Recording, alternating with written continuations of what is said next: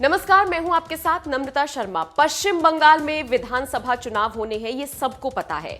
उसको लेकर जिस तरीके से राजनीति की जा रही है वो भी सब देख रहे हैं और इसी कड़ी में पश्चिम बंगाल की मुख्यमंत्री ममता बनर्जी ने बीजेपी पर, अमित शाह पर तमाम तरह के आरोप लगाए हैं। उन्होंने कहा कि बीजेपी बंगाल को बांटने का काम कर रही है, अलग अलग मुद्दों पर नहीं बल्कि धर्म के आधार पर, और जो बिल्कुल जिन मुद्दों का कोई वैल्यू नहीं है उन मुद्दों पर बंगाल को बांटने की कोशिश कर रही है बीजेपी।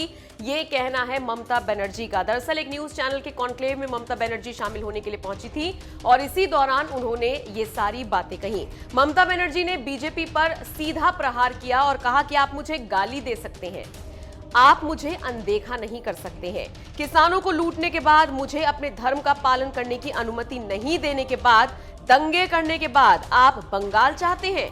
मैं इन लोगों के सामने नहीं झुकूंगी, ये कहना है ममता बनर्जी का। इसके बाद फिर ममता बनर्जी ने कहा कि चलो एक निष्पक्ष खेल खेलते हैं। आप अपनी टीम में लेफ्ट और कांग्रेस के साथ लड़ सकते हैं, हम अकेले लड़ेंगे। मैं केवल गोलकीपर बनूंगी और देखूंगी कि आप जितने दावे कर रहे हैं उस हिसाब से आप गोल कर पाते हैं या नहीं कर पाते हैं, और अगर कर भी पाते हैं तो आप कितने गोल मारते हैं। ये कहना है ममता बनर्जी का। बता दें आपको, इससे पहले ममता बनर्जी ने पश्चिम बंगाल में जो बीजेपी नेता रथ यात्रा निकाल रहे हैं उसका मजाक उड़ाया था और कहा था कि वो ऐसा व्यवहार कर रही हैं जैसे कि वो भगवान हो। बनर्जी ने आरोप लगाया था कि बीजेपी की रथ यात्रा का उद्देश्य धर्म के आधार पर पूरे बंगाल को बांटना है।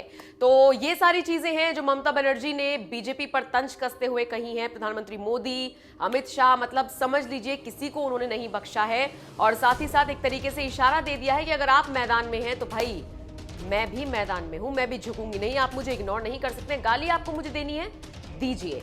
तो इस तरह से ममता बनर्जी ने सीधे सीधे तौर पर बीजेपी को कड़ी चेतावनी दी है। आने वाले विधानसभा चुनावों के नतीजे बताएंगे कि आखिर कौन इस खेल का विजेता साबित होता है। आपको क्या लगता है, पश्चिम बंगाल में इस बार कौन सत्ता काबिज कर सकता है? जो भी आपकी राय हो और अगर आप राजनीति की समझ रखते हैं तो कमेंट करके हमें जरूर बताएं।